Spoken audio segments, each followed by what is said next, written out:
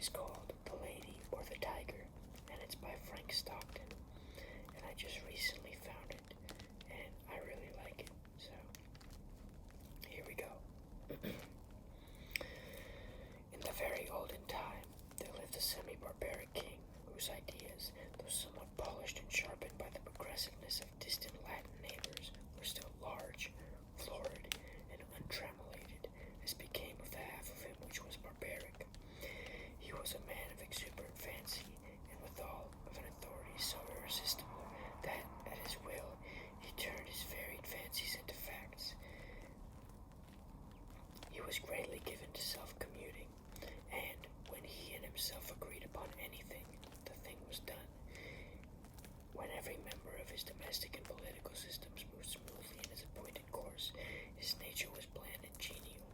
But whenever there was a little hitch, and some of his orbs got out of their orbits, he was blander and more genial still, for nothing pleased him so as to make the crooked straight and to crush down uneven pieces. Among the borrowed notions by which his barbarism had become semified was that of the public arena, in which, by exhibitions of manly and beastly valor, the minds of his subjects were refined and cultured. But even here, the exuberant and barbaric fancy asserted itself. The arena of the king was built not to give people an opportunity of hearing the rhapsodies of dying gladiators, nor to enable them to view the inevitable conclusion of a conflict between religious opinions and hungry jaws, but for the purposes far better adapted to widen and develop the mental energies of the people. This vast amphitheater, with its encircling galleries, its mysterious vaults, and its unseen passages, were an agent of poetic justice, in which crime was punished, or virtue was rewarded by the decrees of an impartial and incorruptible chance. When a subject was accused of a crime of sufficient importance to interest the king, public notice was given on that an appointed day the fate of the accused person would be decided in the king's arena, a structure which well deserved its name, for, although its form and plan were borrowed from afar, its purpose emanated solely from the brain of this man, who every barley-corn king knew no tradition to which he owed more allegiance than pleased his fancy, and who engrafted on every adopted form of human thought and action the rich growth of his barbaric idealism.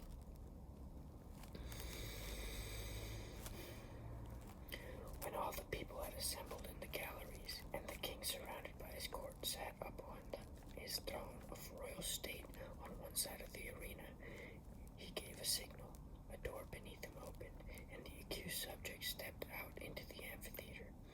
Directly opposite him, on the other side of the enclosed space, were two doors, exactly alike and side by side. It was the duty and the privilege of the person on trial to walk directly to these doors and open one of them. He could open either door he pleased. He was subject to no guidance or influence but that of the aforementioned impartial and incorruptible chance. If he opened the one, there came out of it a hungry tiger, the fiercest and most cruel that could be procured, which immediately sprang upon him and tore him to pieces as a punishment for his guilt. The moment that the case of the criminal was thus decided, doleful iron bells were clanged, great wails went up from the hired mourners posted on the outer rim of the arena, and the vast audience bowed its head, and downcast hearts wended slowly their homeward way, mourning greatly that one so young and fair, or so old and respected, could have merited so dire a fate. But if the accused person opened the other door, there came out a lady, the most suitable to his years and station that his majesty could select among his fair subjects, and to this lady he was immediately married as a reward for his innocence. It mattered not that he might already possess a wife and family, or that his affections might be engaged upon an object of his own selection. The king allowed no such subordinate arrangements to interfere with his great scheme of retribution and reward. The exercises, as in the other instance, took place immediately, and in the arena another door opened beneath the king and a priest, followed by a band of choristers and dancing maidens, blowing joyous airs on the garden horns and tending an epithalamic measure, advanced to where the pair stood side by side, and the wedding was promptly and cheerily summoned. Then the gay brass bells rang forth their merry pleas, and people shouted glad hurrahs. The innocent man, preceded by children strewing flowers on his path, led his bride to his home. This was the king's semi-barbaric method of administering justice. In its perfect fairness is obvious. The criminal could not know out of which door would come the lady. He opened either he pleased, without having the slightest idea whether, in the next instant, he was to be devoured or married. On some occasions the tiger came out of the door, and on some out of the other. The decisions of the tribunal were not only fair, they were positively determinate. The accused person was instantly punished if he found himself guilty, and if innocent, he was rewarded on the spot, whether he liked it or not. There was no escape from the judgments of the king's arena. The institution was very popular once. When the people gathered together on one of the great trial days, they never knew whether they were to witness a bloody slaughter or a hilarious wedding. This element of uncertainty lent an interest to the occasion, which it could not otherwise have attained. Thus the masses were entertained and pleased, and the thinking part of the community could bring no change of unfairness against this plan, for did not the accused person have the whole matter in his own hands? This semi-barbaric king had a daughter, as blooming as his most florid fancies, and with a soul as fervent as and imperious as his own. As is usual in such cases, she was the apple of his eye, and was loved by him above all humanity. Among his quarters was a young man of the finest of blood, and lowness of station common to the conventional heroes of romance, who love royal maidens. This royal maiden was well satisfied with her lover, for he was handsome and brave to a degree unsurpassed in all this kingdom, and she loved him with an ardor that he had enough of barbarism in it to make it exceedingly warm and strong. This love affair moved on happily for many months, until one day the king happened to discover its existence. He did not hesitate nor waver in his regard to his duty in the premise. The youth was immediately cast into prison, and the day was appointed for his trial in the king's arena. This, of course, was an especially important occasion, and His Majesty, as well as all the people, was greatly interested in the workings and development of this trial. Never before had such a case occurred. Never before had a subject dared to love the daughter of the king. In after years such things became commonplace enough, but then they were no slight degree novel and startling. The tiger cases of the kingdom were searched for the most savage and relentless beasts, from which the fiercest monster might be selected for the arena, and the ranks of the maiden youth and beauty throughout the land were carefully surveyed by competent judges, in order that the young man might have a fitting bride in case fate did not determine for him a different destiny. Of course, everybody knew that the deed with which the accused was charged had been done. He had loved the princess, and neither he, she, nor anyone else thought of denying the fact, but the king would not think of allowing any fact of this kind to interfere with the workings of the tribunal, in which he took such great delight and satisfaction. No matter how the affair turned out, the youth would be disposed of, and the king would take an aesthetic pleasure in watching the course of events, which would determine whether or not the young man had done the wrong in allowing himself to love the princess. The appointed day arrived. From far and near the people gathered, and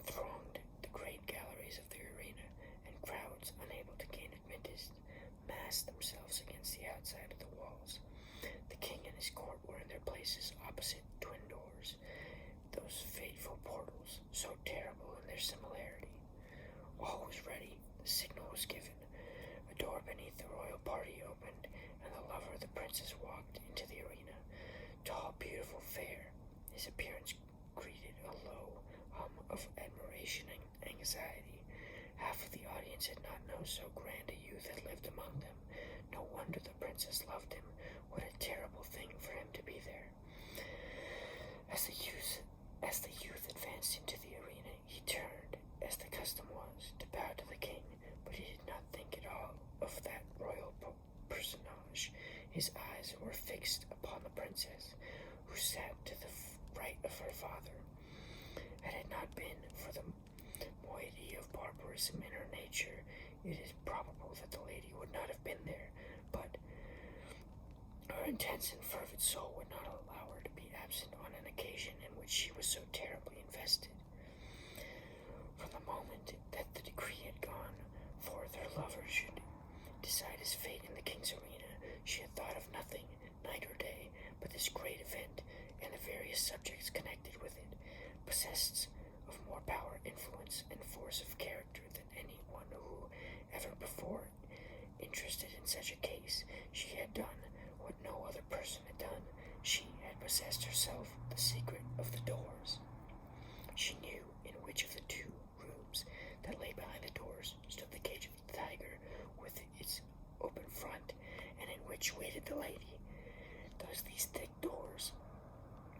these thick doors, heavily curtained with their skins on the inside, it was impossible that any noise or suggestion could come out within to the person who should approach and raise the latch of one of them. But gold and the power of a woman's will had brought the secret to the princess. Not only did she know in which room stood the lady ready to emerge, all blushing and radiant, should her door be opened, but she knew who the lady was. It was one of the fairest and loveliest of all the damsels of the court, who had been selected as the reward of the accused youth, should he be proved innocent of the crime of aspiring to be one so far above him.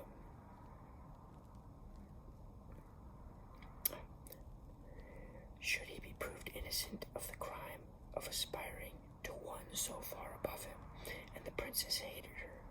Of course, she had seen her often, or imagined that she had seen this fair creature throwing glances of admiration upon the person of her lover, and sometimes she thought these glances were perceived, and even returned. Now and then she had seen them talking together.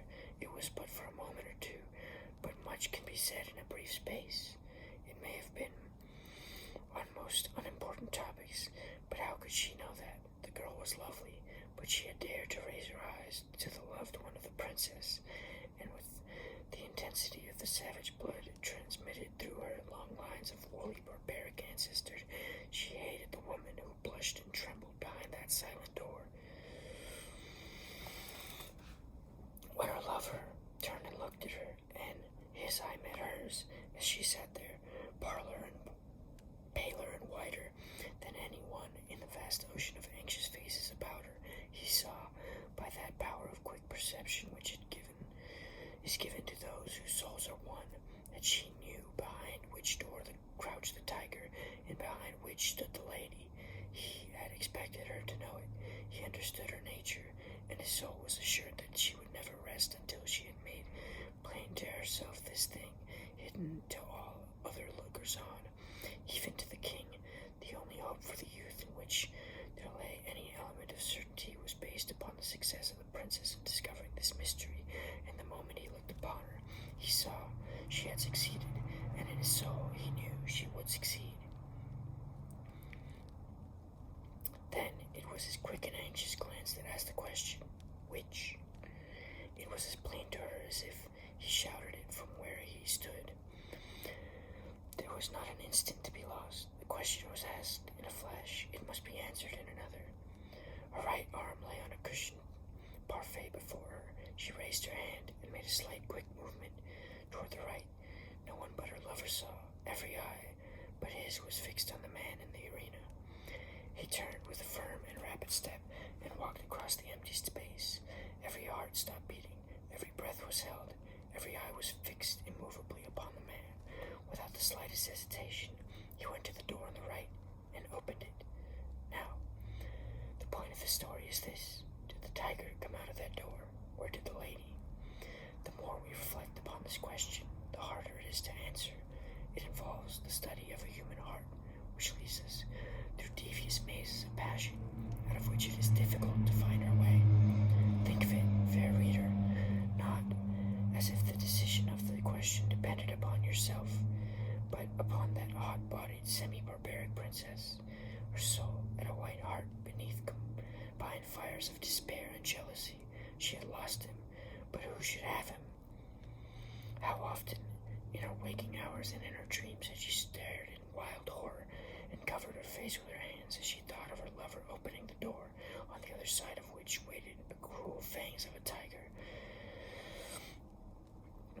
But how much oftener had she seen him at the other door, in her grievous revelries had she gnashed her teeth and torn her hair.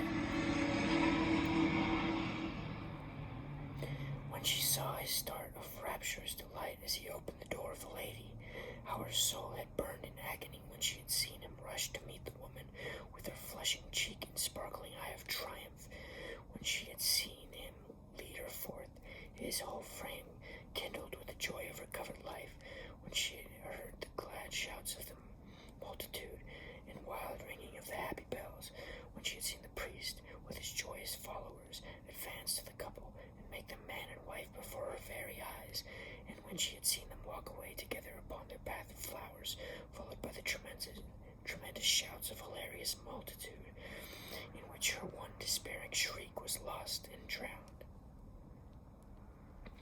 Would it not be better for him to die at once, and go to wait for her in the blessed regions of the semi-barbaric